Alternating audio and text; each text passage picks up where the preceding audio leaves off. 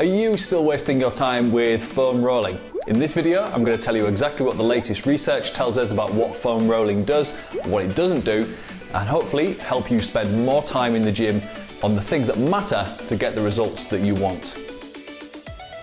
In all the time I've spent in gyms over the years as a personal trainer, usually people fall into one or two camps when it comes to foam rolling. The first type is those people that will happily spend 20-30 minutes or more lounging around, rolling around on that foam roller. They think that they have to roll out their entire body before they even pick up a weight. The second type are those people that kind of look at the foam roller like it's just arrived from another planet. They don't know what to do with it, and then they just tend to ignore it. So what exactly is the deal with foam rolling? Does it provide any benefits at all? If so, what are the benefits? And just so you know, as we progress through the video, I'm going to flash up the references on screen and I'm going to link the references in the description below. So if you want to read more about the studies that were performed, you can check those out. So what exactly is foam rolling? Well, if you haven't heard of it before, if you've not seen it before, it's the act of using a foam roller similar to this. There are a few different types, this is just one, or a roller massager like this to apply pressure along the muscles. It's also pretty common to see other devices being used as well. So some people use lacrosse balls, I do that too myself, or a rubber peanut, for example, to help kind of get into these little nooks and crannies and work on specific areas of tightness or tension. Okay, let's dive in. We're going to look at exactly what foam rolling does, what it doesn't do, how to do it correctly, and more. Reduces neuromuscular tone. So some of the research that has been done on this technique has suggested that foam rolling does help with lowering neuromuscular tone. Now don't make the mistake of thinking that reducing tone is a bad thing. We're not talking about tone in the often badly used terminology when it comes to increasing muscle tone is one of the goals that people tend to have in the gym. What we're actually talking about is the resting length or resting tension really of the muscle.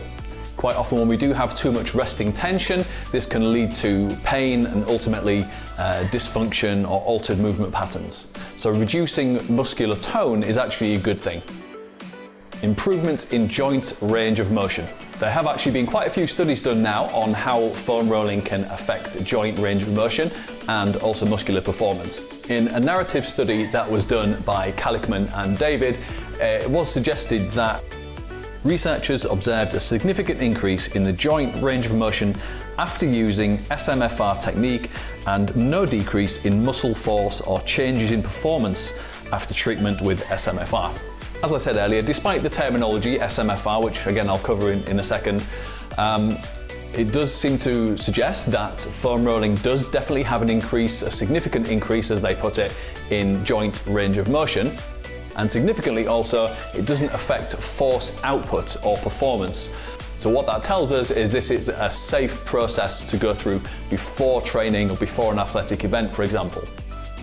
Reduction in delayed onset muscle soreness. If you've ever done any type of sports or gym training, you might be familiar with the term DOMS or delayed onset muscle soreness.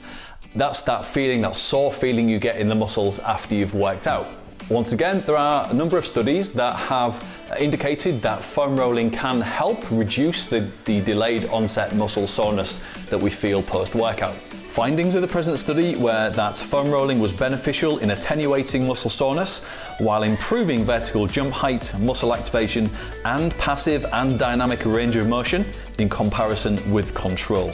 Also, in another study, foam rolling effectively reduced DOMS and associated decrements in most dynamic performance measures. So hopefully that gives you an indication of what foam rolling can help us with.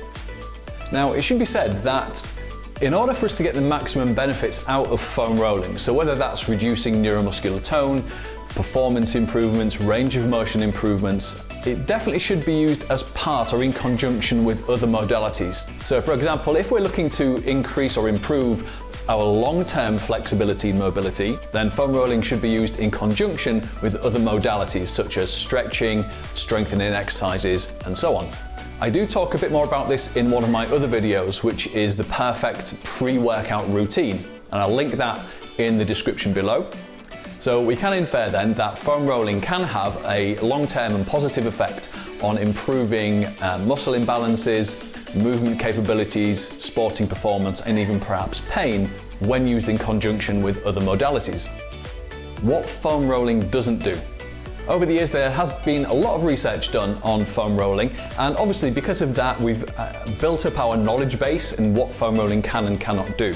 I mentioned earlier that this term of self-myofascial release has kind of been used interchangeably with the more generic term of foam rolling, and the reason I've stopped using that term of self-myofascial release is simply because that the technique that we use with the foam roller seemingly does not actually help release myofascia. So the term self-myofascial release is actually seemingly redundant now. And to quote from a narrative review which was done by Beam and Wilkie, they noted, "There is insufficient evidence to support that the primary mechanisms underlying rolling and other similar devices are the release of myofascial restrictions, and thus the term self-myofascial release is misleading." As I said before, it seems that the effect that is attenuated by foam rolling is not the release of myofascia, but the reduction in neurological tone. So it's more of an effect on the nervous system as opposed to the fascia itself. Foam rolling doesn't break down scar tissue. It seems very unlikely that the pressure we're applying directly to the muscles is enough to break down any scar tissue that might be there. And in fact, the benefits that we actually see from foam rolling, as I mentioned earlier, are due to a reduction in the neuromuscular tone. Foam rolling doesn't decrease strength or performance. It was a common thought a few years back. I remember when I was first getting into the fitness industry that people often thought that if you were doing any type of foam rolling before your workout, that would actually lead to a detriment in performance, almost similar to the way that we know static stretching does now. That's shown not to be the case. Okay, so now we've figured out what foam rolling does do and what it doesn't do, let's get into some practical applications. Foam rolling is a valid part of your pre-workout routine.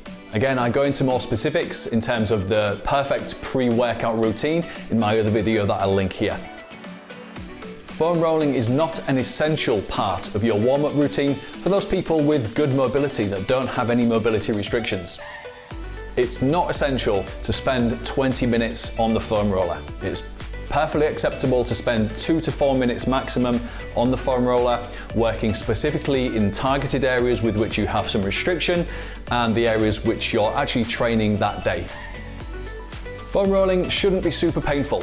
Yes, you might have some low-level pain when you're working on areas of tension, which is normal. The goal isn't to make it more painful than it needs to be. And on that note, the goal with foam rolling isn't to continue rolling until there's no more pain. Yes, you might feel and probably will feel a slight reduction in pain as that neuromuscular tone decreases, and that's great, but don't worry if it doesn't go completely. Foam rolling doesn't cure COVID or turn base metals into gold. I know, right? How to use the foam roller correctly. Pre-workout. The first thing to do here is actually assess whether foam rolling is a necessary part of your workout routine. As I've already said, if you're moving well and you don't have any mobility restrictions or movement restrictions, then you probably don't need to do it that day. Be selective and target the areas which will benefit most. Some of the more common and effective areas to concentrate on are the lateral side of the hip flexors and the upper quads, the lats, and the pecs. These tend to be the areas that people need to concentrate on most, simply because they're surrounding the areas where we should have higher levels of mobility, so in other words, the hip and the shoulder. Be a sniper. This means you're focusing down into each given muscle, into the areas of maximum tone or tension. For example, even if you were to roll the whole of your quadriceps, you'll probably find that there's an area of only maybe 2 or 3 inches where it actually feels like you're carrying all of that tone and tension. So these are the areas to focus on. Focus on small oscillating movements. Once you've targeted those areas of each muscle that you need to work on, we're using small oscillating movements along that muscle. So this is usually a 1 to 2 inch maximum oscillation. Spend no more than 20 to 30 seconds in each area. If you're doing it correctly, this is more than enough to help to reduce that neuromuscular tone and without wasting time. And lastly, you want to follow up your foam rolling with targeted mobility and a smart warm-up strategy. Exactly what I outlined in my video on the perfect pre-workout routine. Post-workout. After your workout, some foam rolling is also beneficial in increasing that joint range of motion and also to help reduce any delayed onset muscle soreness that you may feel in the coming days. The thing to note here is that the technique is a little bit different. So instead of just being very specific and targeted and working those small oscillating movements, what we can do with the post-workout rolling is to think of it as more like a massage.